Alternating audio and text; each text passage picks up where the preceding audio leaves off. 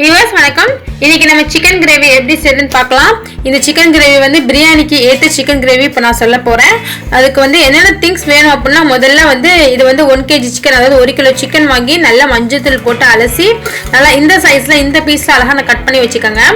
அதுக்கு வந்து நான் வந்து 2 பெரிய தக்காளியை 2 தக்காளி நறுக்கி வச்சுருக்கேன். வெங்காயம், பெரிய வெங்காயம் ஒரு 2 வெங்காயம் நறுக்கி வச்சுருக்கேன். இது வந்து மல்லித்தலை ஒரு அரை கைப்படி அளவு மல்லித்தலை நறுக்கி வச்சுருக்கேன். பச்சை மிளகாய் ஒரு 4, ½ எலுமிச்சம்பழம் வேணும். அப்புறம் வந்துட்டு மல்லித்தூள் வேணும், மிளகாய்த்தூள், மஞ்சள் தூள், இஞ்சி பூண்டு. நான் வந்து அளவெல்லாம் நான் போடும் போது சொல்கிறேன். இது வந்து மிளகு சீரகத்தூள், இது வந்து வெந்தயம், சீரகம், பட்டை, கிராம்பு, ஏலக்காய், உப்பு, ஆயில் தேவை, கொஞ்சம் தண்ணி தேவை. இப்போ வந்து நீங்கள் எந்த பேனில் செய்ய போறீங்களோ அந்த வெசலை வந்து அடுப்பில் வச்சு அடுப்பு ஆன் பண்ணிக்கோங்க. வெசல் வந்து நல்லா ஹீட் ஆனதோட வந்து ஆயில் சேர்த்துருங்க. எண்ணெய் வந்து நமக்கு ஹீட் ஆயிடுச்சு. இப்போ பட்டை, கிராம்பு, ஏலக்காய், அதாவது ஒரு 3 பட்டை, ஒரு 3 ஏலக்காய், ஒரு 4 கிராம்பு போட்டுக்கோங்க. 1 டீஸ்பூன். அதே மாதிரி சீரகம் வந்து 1 டீஸ்பூன். வெங்காயம் சேர்த்துடலாம். அடுத்து பச்சை மிளகாயை சேர்த்துடலாம். அடுத்து தக்காளியை சேர்த்துடலாம். மல்லித்தலை பாதி மல்லித்தலை இப்போ போடுங்க, பாதி மல்லித்தலை கிரேவிக்கு அப்புறமா போட்டுக்கோங்க. இப்போ ஒன்று சேர்த்து எல்லாத்தையும் வதக்கிடுங்க. 1 டீஸ்பூன் உப்பு போட்டுக்கோங்க. அப்போ தான் வந்து வெங்காயம் தக்காளி சீக்கிரமாக வதங்கும். இப்போ வந்து வதங்கிடுச்சு தக்காளி வெங்காயம். மஞ்சள் தூள் சேர்த்துடலாம். மஞ்சள் தூள் 1 டீஸ்பூன் போடுங்க. அடுத்து மிளகாய்த்தூள் 2 டீஸ்பூன் போட்டுக்கோங்க. போட்டு எல்லாம் ஒன்று சேர்க்க வதக்கிடுங்க. பேஸ்ட்டு சேர்த்துடலாம். இஞ்சி பூண்டு பேஸ்ட் ஒரு 2 டீஸ்பூன் போட்டு இப்போ ஒன்று சேர்க்க வதக்கிடுங்க. இப்போ வந்து மிளகு சீரகத்தூள் வந்து 1 டீஸ்பூன் போட்டுக்கலாம். போட்டு அதையும் வதக்கிடுங்க. இப்போ மல்லித்தூள் சேர்த்துடலாம். மல்லித்தூள் வந்து 2 டீஸ்பூன் போட்டுக்கோங்க. இது எல்லாமே நான் 1 கிலோ கோழிக்கு தான் சொல்கிறேன். இப்போ எல்லாத்தையும் ஒன்று சேர்க்க நல்லா வதக்கிடுங்க. எல்லாம் நம்ம வதக்கியாச்சு. இப்போ நம்ம சிக்கனை ஆட் பண்ணிடலாம், அதாவது கோழியை சேர்த்துடலாம். இப்போ வச்சுருக்க கோழி துண்டுகளை வந்து இதில் போட்டுருங்க.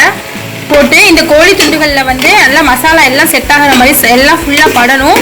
எல்லாம் ஃபுல்லாக கிண்டிடுங்க, நல்லா வதக்கிடுங்க. இப்போ வந்து நம்ம உப்பு சேர்த்துடலாம். ஆரம்பத்தில் வந்து தக்காளி வெங்காயம் வதங்கிறதுக்காக கொஞ்சோண்டு உப்பு போட்டேன். இப்போ மீதமுள்ள உப்பை வந்து நான் வந்து 3 டீஸ்பூன் போடுறேன். டேஸ்ட் பண்ணி பார்த்துட்டு உங்களுக்கு தேவைக்கேற்ப நீங்கள் வந்து உப்பு ஆட் பண்ணிக்கோங்க. இப்போ நம்ம ஆஃப் பண்ணிடுவோம், அதாவது மூடி போட்டுருங்க. ஒரு 5 நிமிஷம் கழிச்சு பார்க்கலாம்.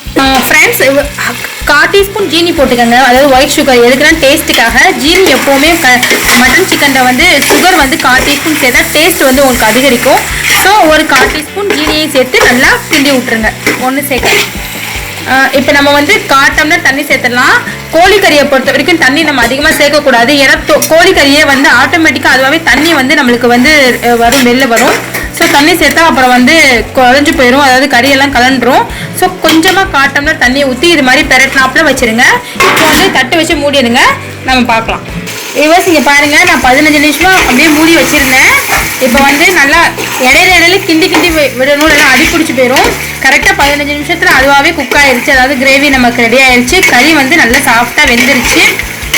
அதுவாகவே தண்ணி விட்டுச்சு. நான் 1/4 டம்ளர் தண்ணி தான் ஊற்றினேன். மிச்சம்லாம் வந்து அதுவாகவே தண்ணி வந்து விட்டு அழகாக நல்லா குக் ஆகி நமக்கு கிரேவி நமக்கு கிடச்சிருச்சு. அவ்வளோதான், கிரேவி ரெடி ஆயிடுச்சு. சிக்கனும் வெந்துருச்சு. இப்போ மேலே வந்து லாஸ்ட்டாக வந்து மல்லித்தலை தூவணும். இப்போ வந்து 1/2 எலுமிச்சம்பழம் வந்து வச்சிருக்கேன் பார்த்தீங்களா, அந்த சாரை வந்து புளிஞ்சு விட்டுக்கோங்க. எலுமிச்சை சாறு 1/2 எலுமிச்சம்பழம். இப்போ எலுமிச்சம்பழத்தை புளிஞ்சு விட்டு இப்படி கிண்டிக்கோங்க. இப்போ மல்லித்தலையை நம்ம தூவி விட வேண்டியது தான். நமக்கு சிக்கன் கிரேவி ரெடி ஆயிடுச்சு. ஓகே ஃப்ரெண்ட்ஸ், மல்லித்தலையை தூவி விட்டு நம்ம அடுப்பை ஆஃப் பண்ணிடலாம். நமக்கு அழகான சிக்கன் கிரேவி ரெடி ஆயிடுச்சு. Biryani chicken gravy. இது பிரியாணிக்கு ரொம்ப மேட்சாக இருக்கும்.